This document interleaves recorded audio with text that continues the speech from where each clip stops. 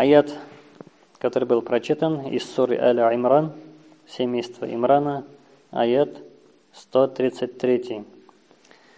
Всевышний Аллах в Коране говорит: «Васари'у иля магфиратим мир раббикум». Спешите к прощению от вашего Господа, спешите к прощению. Аллах Тағаладан ғафу мәғфиратке ашығығыз. Һәм дә монда ғалимнәр ашығу сүзен аңлап, билгеле булганча ислам динендә 5 урында ашыгарга ярый. Шуның өчен мондагы ашыгуны галимнәр аңлаганнар. Ләкин мәгъфирәткә ашыгуны кабер галимнәр төрлечә тәфсир кылганнар. Спешите, говорит Всевышний Аллах, повелительная форма наклонения, приказ. Ученым ислама это понятно, так как и мы знаем, что спешить нужно в исламе только в 5 случаях. В остальных случаях спешить запрещено. Это вы знаете, как и ученые. Единственное, ученые здесь разногласие в слове «иля магфиратин». Спешите к прощению. Некоторые ученые сказали, как, например, Ибн Аббас, он говорит, здесь, возможно, имеется в виду спешить к исламу. Вполне логично, ведь не все приходят в ислам сразу после совершеннолетия. То есть люди ходят, живут, как у нас по-русски пословица, ты доверяй, но проверяй. Сначала проверяют, есть ли оттуда кто вернулся. Есть ли такое слово, которое называется несколько минутная или часовая смерть. Есть ли все это или нет, все проверять, только потом уже со своим умом приходят в ислам. По мнению Ибн Аббаса, к прощению означает, что нужно спешить к исламу. А ислам это переводится саламат, то есть здоровье. Человек, когда соблюдает ислам, он будет здоровый как телом, так и духом. Ислам саламатлик мәгънәсендә, анысы билгеле, кем ислам динен тота, ягъни намаз укып, ураза тотып, бөтен кагыйдәләрне үти, ул сәламәт була, һәм дә гәүдәсе, һәм дә җаны, рухы.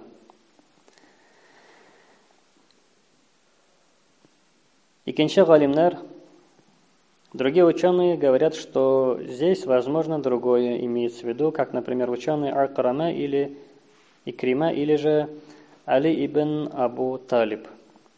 Они говорят, тут, наверное, нужно понимать, что совершать обязательные элементы выполнения предписаний закона, выполнение всех фарзов. Фарызларны үтәргә, ашыгарга кирәк, дип аңларга да була дип әйтәләр галимнәр.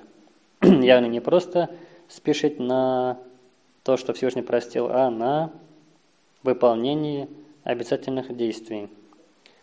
Но для этого, конечно, сначала нужно узнать, что вообще обязан человек перед родителями, что родитель обязан перед ребенком, что муж перед женой, что жена перед мужем, сосед перед соседом, перед родственниками.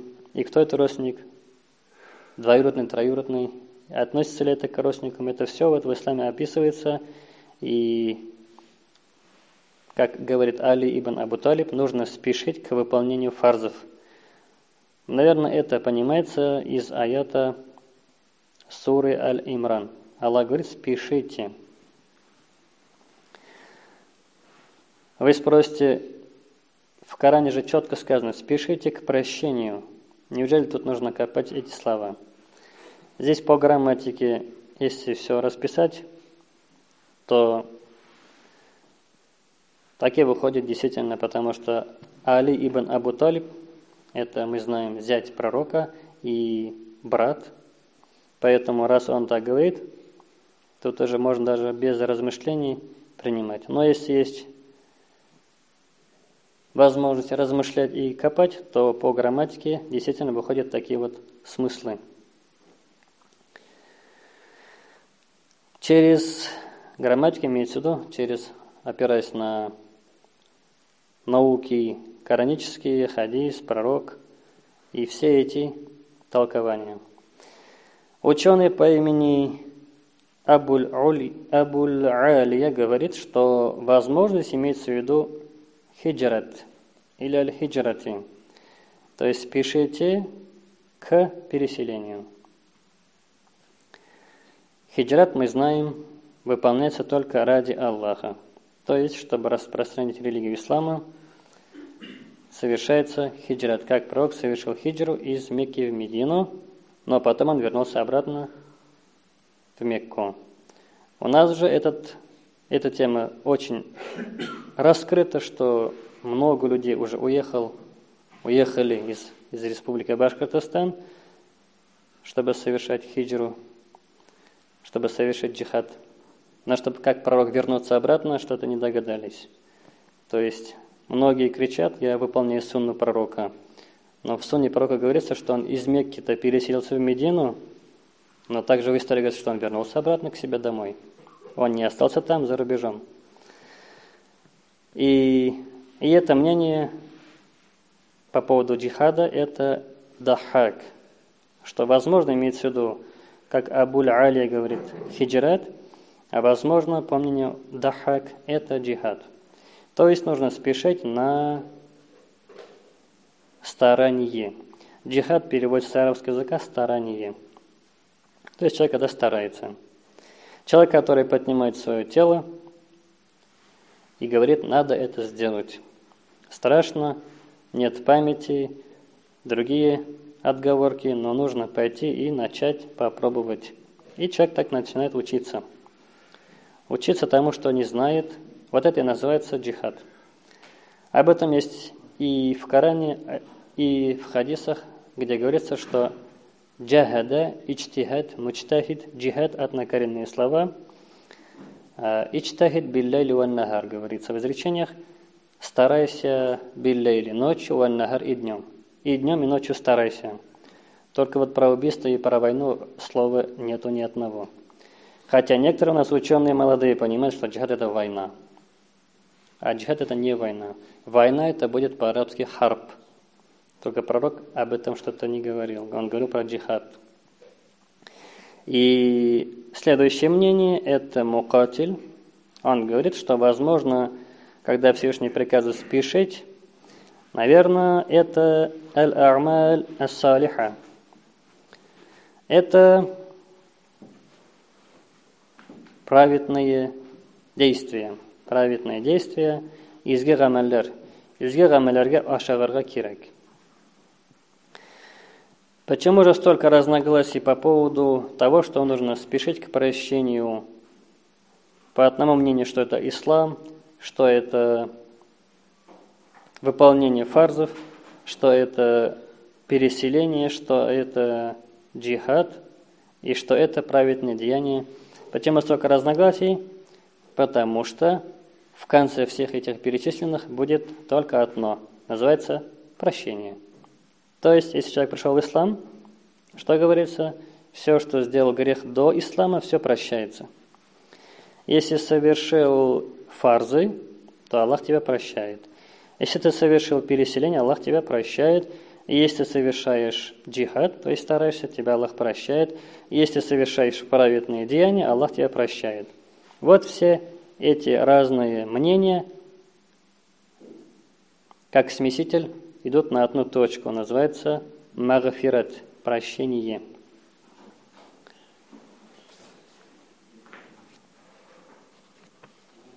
Таким образом, приказ Всевышнего Аллаха и на сегодняшний день действует, хоть он и способ был 1500 лет назад, и мы должны спешить вот этим действиям, то есть к исламу.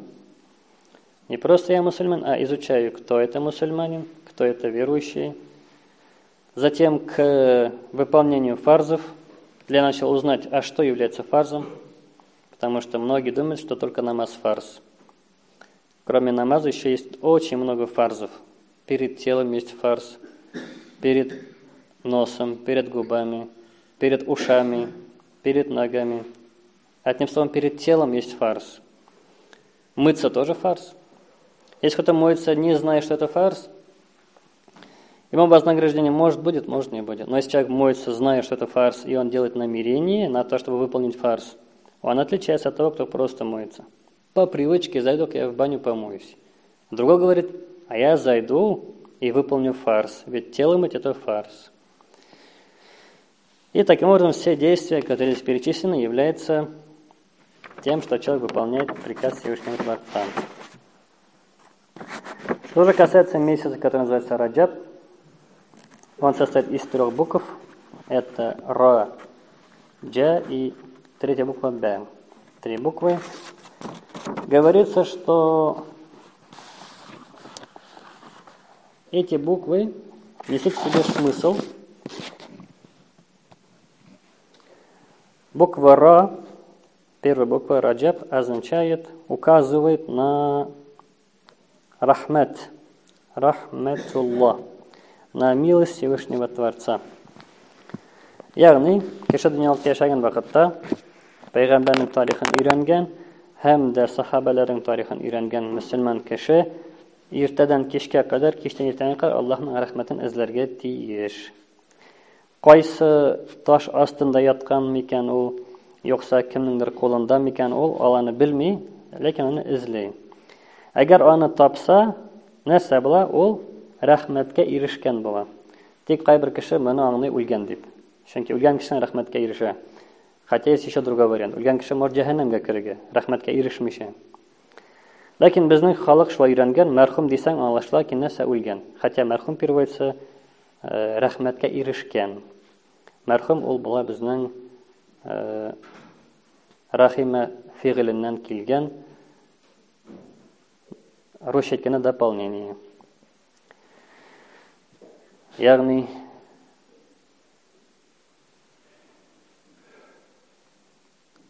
исме маф'ул була гарәп телендә. Шуның өчен һәрбер кеше Аллаһның рәхмәтенә омтылырга тиеш. Рахмат, милость Аллаха, мусульманин правоверный ищет с утра до вечера, с вечера до утра, потому что его цель – достичь милости Творца. Если он этого достигнет, тогда он будет называться как помилованный или тот, кто находится под милостью Всевышнего. Это является целью. Варидвану Аллахи Акбар, довольство Аллаха выше всего, говорится в Коране. Поэтому мусульманин всегда ищет, где бы мне взять эту милость Аллаха. Может, это когда ковер поправил, Аллах даст милость свою. Может, поднял бумагу, где было написано «Бисмилля», как один из имамов в исламе, который поднял всего лишь одну бумагу, где было написано «Бисмилля», хотя он был грешным, большим грешником. Но из-за того, что он проявил уважение к этой бумаге, где было написано «Бисмилляхи рахмани рахим», Аллах ему дал милость настолько, что он стал величайшим ученым. Просто надо было поднять эту бумагу.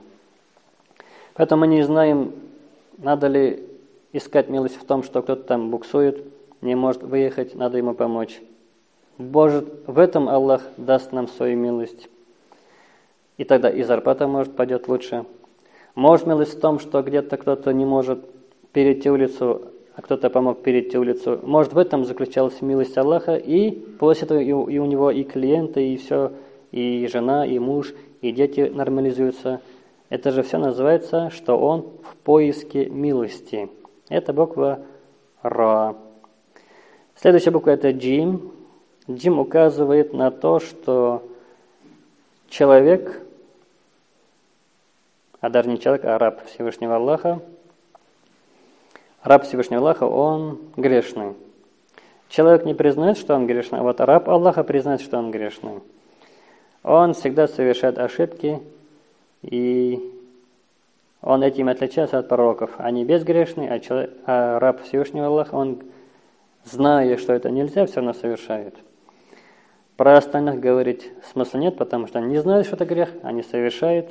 Но если мусульмане знают, что это грех, и все равно делают, вот это уже называется открытый грех. Вот на это указывает буква джим, вторая буква корневая. Третья корневая мим, б, раджаб, буква б, буква б указывает на бар. С арабского означает мягкость, прощение Аллаха. То есть человек в этом месяце ищет рахмет, милость Аллаха, джим, он грешный, каким бы он ни был, он все равно грешный, и б, он будет прощен. И пророк, Всевышний Творец, как Всевышний Аллах говорит: «О мой раб,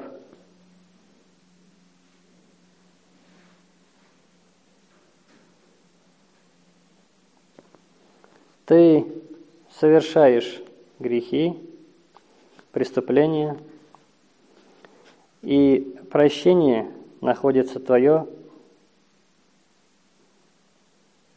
под моей милостью. Но ради уважения к этому месяцу Раджаб у тебя не останется ни одного греха и преступлений, совершенные в свой адрес, если только проявил уважение». Также говорится, что месяц Раджаб, когда уйдет, и наступит месяц Шаабан, месяц Раджаб поднимается на небо, и Всевышний Аллах спрашивает у этого месяца: «Я шахри, халь юхиббунака, о мой месяц». Мы знаем, Раджаб — это месяц Аллаха, месяц того, кто сотворяет все, что нас окружает. Все события, ситуации, счастье, несчастье, проблемы, все это он создает. И вот этот месяц принадлежит ему, это его месяц. И вот Аллах говорит: «Халь юхиббунак», тебя любили ли? Фаяскут, но месяц молчит. Ла ятакаллам, ничего не говорит. Аллах спрашивает: тебя любили ли? Он молчит. Хатта яс'аль thaniyan ва thalithan, пока Аллах еще раз спрашивает, второй раз, третий раз спрашивает, и тогда месяц Раджаб говорит: «Илахи, анта саттарул уюб». Эй Аллахым, сен ғайыпларны яшырушысы. Сен миңа әмір бердің. Сен кешеләргә әмір бердің. Бір-берсенең ғайыпларын яшырырга. Бір-берсенең хаталарын яшырырга сен әмір бердің. Һәм дә синең пәйгамбәрең миңа исем бирде, Саңгырау дигән. Синең пәйгамбәрең миңа Саңгырау дигән исем бирде. Шул сәбәптән мин кешеләрнең тик яхшы гамәлле эшләгәннәрен генә һәм дә сиңа буйсынганнарын гына ишеттем. Гөнаһларын ишетмәдем, дип әйтә бу ай. Шул сәбәптән дә бу айның исеме Саңгырау икән. Когда Всевышний Аллах спросил третий раз, месяц отвечает: «О мой Господь, Ты, скрывающий недостатки, Ты приказал своим творениям, чтобы они скрывали чужие недостатки, чужие грехи, чтобы они скрывали, Ты приказал им. Твой посланник назвал меня глухим. Твой посланник назвал меня глухим. Я услышал только их подчинение к Тебе. Они только к Тебе подчинялись, только Тебе поклонялись, только Тебе подчинялись, и я не слышал их грехи. Поэтому этот месяц называется глухим».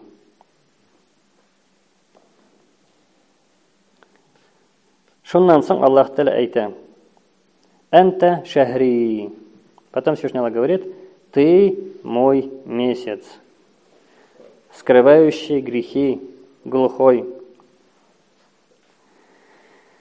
И ради тебя, ради хурмата, синен хурматыңа, гунахларны яшергәнең өчен, за то, что ты скрывал грехи рабов моих, я их грехи прощаю и не буду писать их ошибки, совершенные в твой месяц, именно когда ты был».